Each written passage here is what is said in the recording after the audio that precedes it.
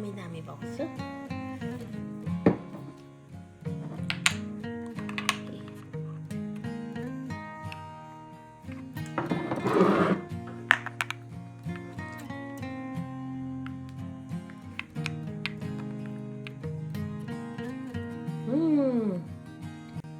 कस्तो राम्रो भएको छ, टेस्ट एकदमै, बास्ना एकदमै राम्रो आइरहेछ। म चाहिँ यसमा अझै यो धेरै ग्रिन हुन्छ यो गरेर बनायो भने चाहिँ। अनि यतिको भएको छ अहिले। यस्तो थोरै टेस्ट गर्छ है त। अब चाहिँ थालौँ है त।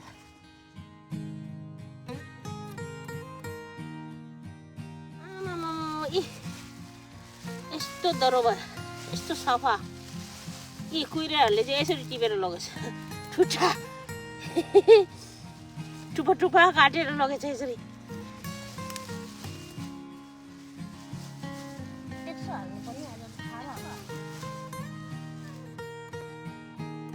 आज मैले के ल्याएको छु भने बन लसुनको रेसिपी ल्याएको छु है त। अब चाहिँ यो चाहिँ म पेस्टो बनाउँछु स्पगेटीसँग खानुलाई। अनि मैले लिएको छु यहाँ बन लसुन है, धोएर रेडी पारेको छु। धेरै छ मसँग, तर म थोरै चाहिँ मैले आज पेस्टो बनाउन लागेको। मैले फर्स्टमा लिएको छु टमाटर, म मिक्स गर्छु टमाटरसँग, टमाटर पनि हाल्छु र अनि टिमुर।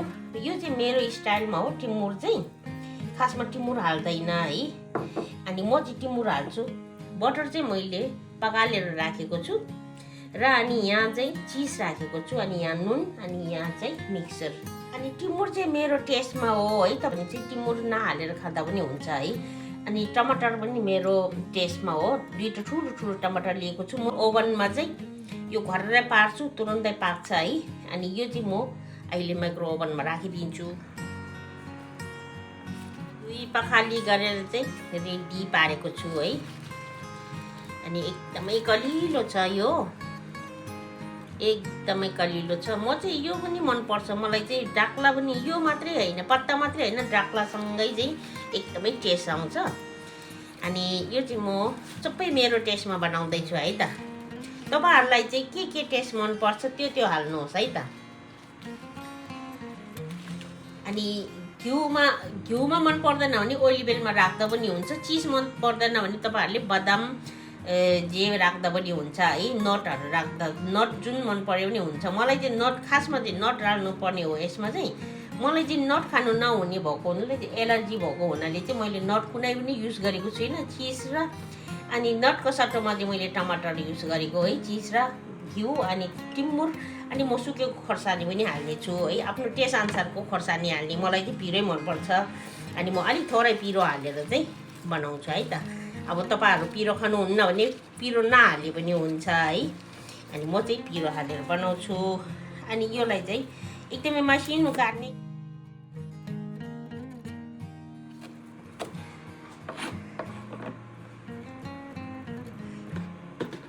फर्स्टमा चाहिँ म यो हाल्छु, किनभने टमाटर चाहिँ माथिबाट हालेपछि अनि अलिकता झोल भयो भने चाहिँ अनि पिन्नु सजिलो हुन्छ है त। मेरो चाहिँ यो स्मुदीको मिक्सर हो, अलिकता स्मुदीको मिक्सर भन्दा अलिक ठुलो हो, तर पनि अब अलिकता अप्ठ्यारै हुन्छ है। मैले चाहिँ मसँग त्यो ठुलो खालको मेसिन चाहिँ छैन, मिक्सर चाहिँ छैन। त्यही भएर चाहिँ मैले यस्तो गरेको छु है त। यो चाहिँ सिजनमा मात्रै हुन्छ। म चाहिँ धेरै बनाएर चाहिँ पछि भराइपछि चाहिँ धेरै बनाएर चाहिँ अनि म स्टोर गरिराख्छु। अनि हामीले राखिदिनुपर्छ। अब टिमुरलाई राखेँ है, घिउलाई राखेँ। मेरो यो 1% लागि हो। अहिले थोरै फेरि पिनेर काटेर हाल्छु है।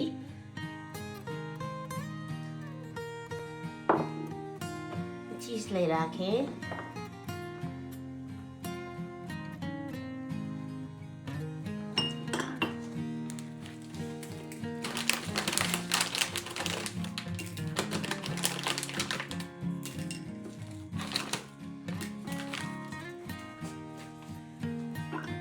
खोर्सानी चाहिँ मैले पिरो खाले खोर्सानी लिएको छु है त, जिरे खोर्सानी। यो चाहिँ थाईको जिरे खोर्सानी एकदमै पिरो हुन्छ। अनि यो लागि नै राखिदिने। एकदमै झुरुङ झुरुङ भएको छ यो चाहिँ। यसरी राखिदिने आफ्नो टेस्ट अनुसारको। आफूलाई कतिको पिरो खानु मन लाग्छ है। केटाकेटीहरू छ भने चाहिँ पिरो खाँदैन, पिरो नहाले पनि हुन्छ। म चाहिँ केटाकेटी नभएको हुनाले चाहिँ पिरो हालिदिएको छु है त। अब हाम्रो टमाटर पनि पाकेर आइसकेको छ।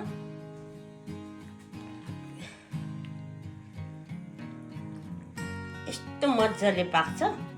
अब यहाँ हालिदिने यसलाई पनि, किनभने टमाटर चाहिँ घोप्टो पर्ने ठाउँमा हाल्यो भने चाहिँ टमाटरमा पानी हुन्छ नि त, त्यही कारण चाहिँ अनि मलाई पिन्नु सजिलो हुन्छ भनेर चाहिँ मैले यो आइडिया लगाएको। अब मिक्सर सानो भयो भने यस्तै हो।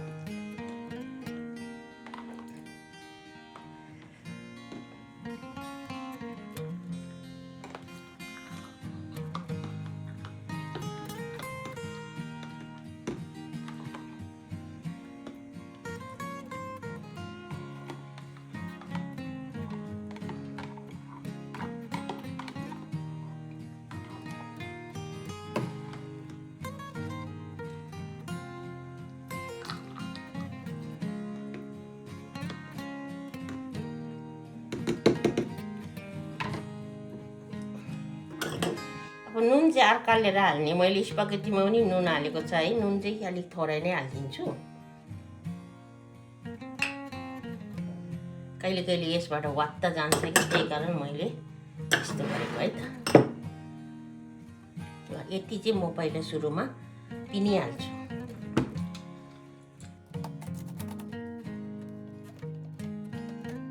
यहाँ यति छ, मैले यतिको बनाएँ। यति छ, अझै एक नाङ्लो छ। यहाँ पानी तर्किनु दिएको छु मैले।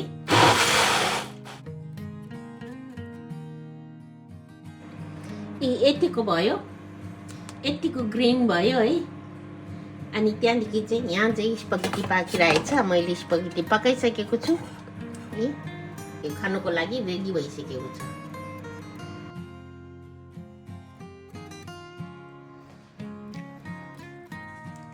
अब हाम्रो पेस्तो यस्तो भयो। खोर्सानी पनि देखिरहेछ है।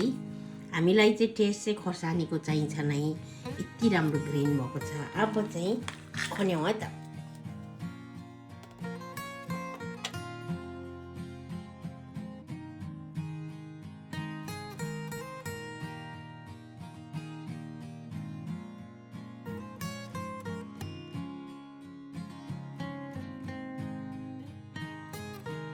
ब्रेडसँग खाँदा पनि एकदमै मिठो हुन्छ। हाम्रो रोटीको चटनी गरेर खाँदा पनि एकदमै मिठो हुन्छ है त।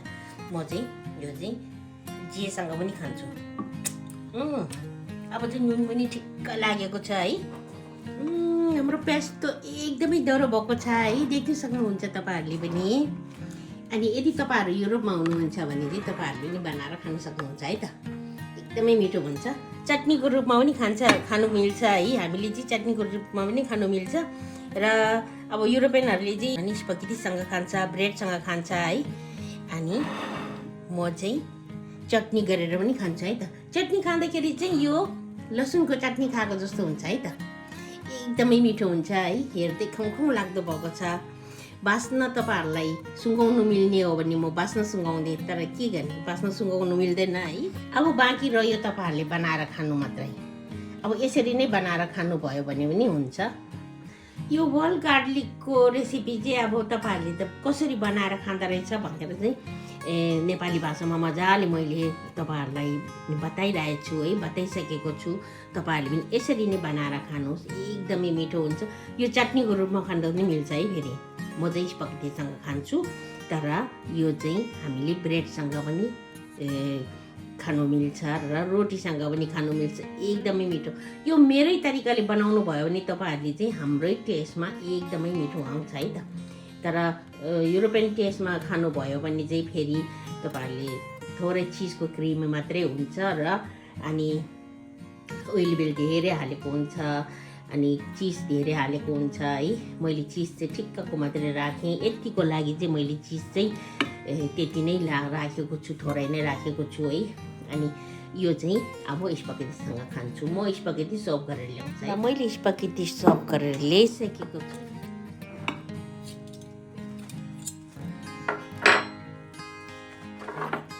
अब हाम्रो पेस्टोलाई सर्भ गरौँ है त। अब स्पागेटीसँग खाँदाखेरि चाहिँ यसरी खाने हो।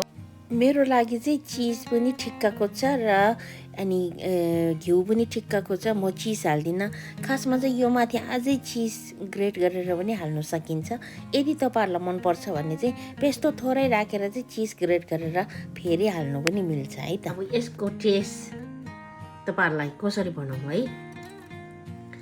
अनि अब योलाई चाहिँ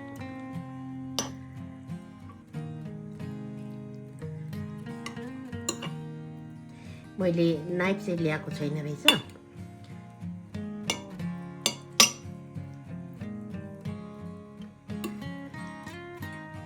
वाउ, बास्न त यस्तो मजाको आइरहेछ। खाँदा पनि एकदम मिठो थियो। मैले नुन चाखेको थियो नि त। अनि अब यसरी मलाई कस्तो थुकै आइसक्यो।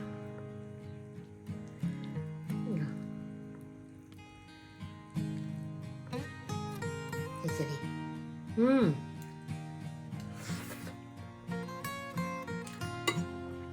एकदमै दामी भएको छ। खोर्सानी पिरो ठिक्काको भएको छ, नुन ठिक्का। मेरो लागि चाहिँ घिउ र चिज पनि ठिक्क भएको छ। थोरै थोरै कम्तीमा हालेको थिएँ मैले होइन, धेरै हालिनँ। अनि त्यहाँदेखि खोर्सानी पनि ठिक्क भएको छ है। एकदमै दामी भएको छ है त। अहिलेको यो सिजनमा चाहिँ युरोपमा जताततै हुन्छ, जङ्गलभरि नै हुन्छ है। अनि तपाईँहरूले पनि खोजेर बनाएर खानु होला है त। अब चाहिँ म यो तपाईँहरूसँग कुरा गर्दै गर्दै खाइदिन्छु। अनि कस्तो लाग्यो यो भिडियो है। यदि तपाईँहरू चाहिँ युरोपमा हुनुहुन्छ भने चाहिँ तपाईँहरू पनि यसरी बनाएर खानु सक्नुहुन्छ है त। अनि मजाले मसिनो काटेर स्टोर गरेर फेरि कुनै बेला बनाएर पनि खानु सकिन्छ है। म चाहिँ स्टोर गरेर राख्नेवाला छु। एक नाङ्लो छ अझै मेरो।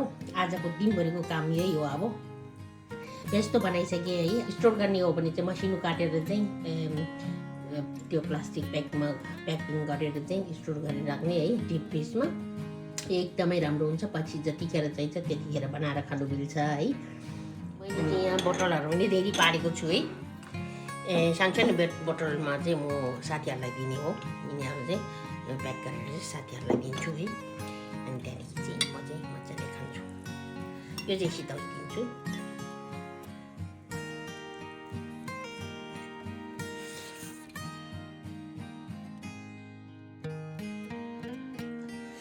खतम, खाइसक्यो, पुरै खाइदियो एक प्लेट।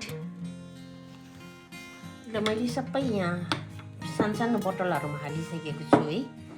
अब यसलाई चाहिँ स्टोर गर्नुलाई रेडी भयो। यो चाहिँ खाइहाल्नुपर्छ, थोरै छ।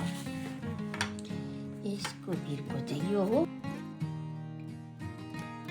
यसरी दामी भएको छ है त।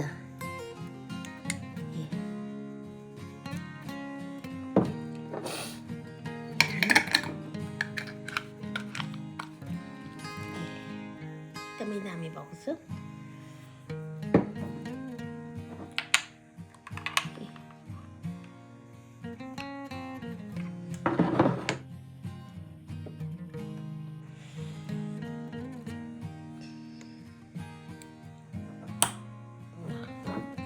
यो पनि प्याक भयो।